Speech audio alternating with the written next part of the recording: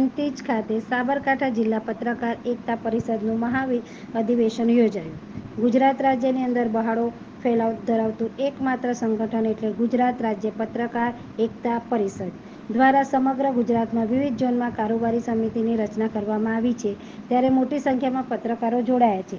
ત્યારે દરેક ઝોનમાં જિલ્લા કક્ષાની અધિવેશન યોજાઈ રહ્યા છે. ત્યારે સાબરકાંઠા જિલ્લાનું અધિવેશન તાલુકા મથક પ્રાંતિજ નજીક આવેલી સાબર મહાકાળી માતાજીના ધામે પ્રદેશ અધ્યક્ષ શ્રી લાભુભાઈ કાત્રોડિયા તથા અધ્યક્ષસ્થાને યોજવામાં આવ્યું હતું.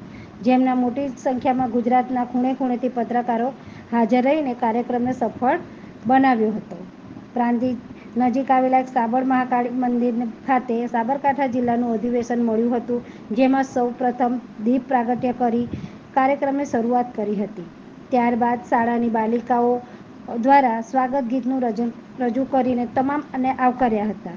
તમામ હોદ્દેદારોનું શ્રીમદ ભગવદ્ ગીતા તથા કેસ પહેરાવીને સન્માન કરવામાં આવ્યું હતું. કાર્યક્રમના મુખ્ય મહેમાન પ્રાંતિજ ધારાસભ્ય ગજેન્દ્રસિંહ પરમારે જણાવ્યું હતું કે પત્રકાર એ શહેરથી માંડીને ગામડા સુધી માનવીની સરકાર યોજનામાં પહોંચાડવામાં ખૂબ મદદરૂપ થાય છે. જેથી સરકારને મોટી કરવામાં પત્રકારનો સિંહ ફાળો રહ્યો છે. પ્રદેશ ભાજપ ઉપાધ્યક્ષ કૌશલ્યા કુંવરબાએ જણાવ્યું હતું કે જે રીતે પત્રકાર એકતા પરિષદ દ્વારા પત્રકારોના જે પ્રશ્નોનો સરકાર સમક્ષ મૂક્યા છે જેમાંથી કેટલાકનું નિરાકરણ આવ્યું છે તો બાકીના પ્રશ્નોનું ઝડપી નિવારણ આવે માટે પ્રદેશ ભાજપ અધ્યક્ષને હું રજૂઆત કરવા માટે ખાતરી આપું છું. ત્યારબાદ સભાપતિ અધ્યક્ષ શ્રી લાભુભાઈ કાત્રોડિયાએ જણાવ્યું હતું કે આ સંગઠન નાના મોટાનો ભેદભાવ નથી રાખતું. સંગઠનમાં તમામ પત્રકારો જોડાઈ શકે છે, પરંતુ લેભાગુ પત્રકાર માટે સંગઠનમાં જગ્યા નથી. હાલમાં ભ્રષ્ટાચારમાં માઝા મૂકી છે ત્યારે તેને અટકાવવાની જવાબદારી આપણી છે. ત્યારે આપણે પ્રજાના પ્રશ્નો ઉજાગર કરવા માટે પત્રકાર બન્યા છે. આમ જણાવીને પત્રકારોને એકમેકને રહેવા આહ્વાન કર્યું હતું. અંતે મેહુલભાઈ પટેલે સાબરકાંઠા જિલ્લાના પ્રમુખ પદે નિયુક્ત કર્યા હતા અને સાનિયાબેન દિવાન મહિલા અધ્યક્ષ તરીકે નિમણૂક કરી હતી. કાર્યક્રમના અંતે પત્રકારોએ સ્વરૂચિ ભોજન લઈ છૂટા પડ્યા હતા. આજના સાબરકાંઠા જિલ્લામાં પત્રકાર એકતા પરિષદના 29મા અધિવેશનમાં પ્રાંતિજ તાલુકાના મહાકાળી મંદિરના સાનિધ્યમાં અમને અધિવેશન કરવાની તક મળી. સુંદર મજાની વ્યવસ્થા હતી રહેવા સહિતની. સાબરકાંઠા જિલ્લાના અમારી ટીમના મહામંત્રી કિરણભાઈ, ઝોનના પ્રભારી મનોજભાઈ અને આ જિલ્લાના પ્રમુખ મેહુલભાઈની તનતોડ મહેનતથી અનેક વિઘ્નો હતા. આ સંગઠનને તોડવાનો પ્રયાસ અધિવેશનના સમયે થયો.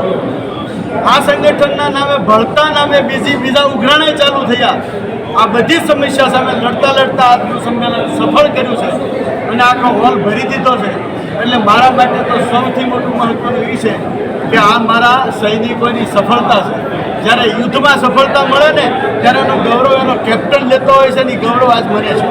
એટલે આ અધિવેશન સાચો એકતાનો સંદેશ આપે છે.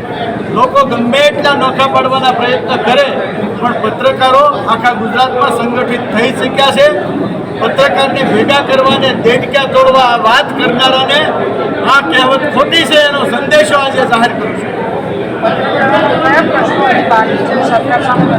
પત્રકારના કુલ આપણે 14 પ્રશ્નો રજૂ કર્યા છે. એમાંથી 14માંથી 9 પ્રશ્નો ઉકેલવા માટે સરકારે તૈયારી બતાવી છે. પણ અમારી કન્ડિશન છે અધિવેશનમાં સરકારનું અમે સન્માન કરીએ અને મંચ ઉપરથી એમણે ઉકેલા પ્રશ્નોની જાહેરાત કરીને એનો લેખિત કાગળ અમને આપે અને આ વાતમાં અમારી સંમતિ થઈ ગયેલી છે. માત્ર અધિવેશનની તારીખ નક્કી થાય એટલે આ બધી જાહેરાત થઈ જશે. પણ પહેલી વખત આ સંગઠને પત્રકારોના વર્ષો જૂના 25 વર્ષના પડતર પ્રશ્નોને ઉકેલવામાં સફળતા મેળવી છે એનો મને ગૌરવ છે.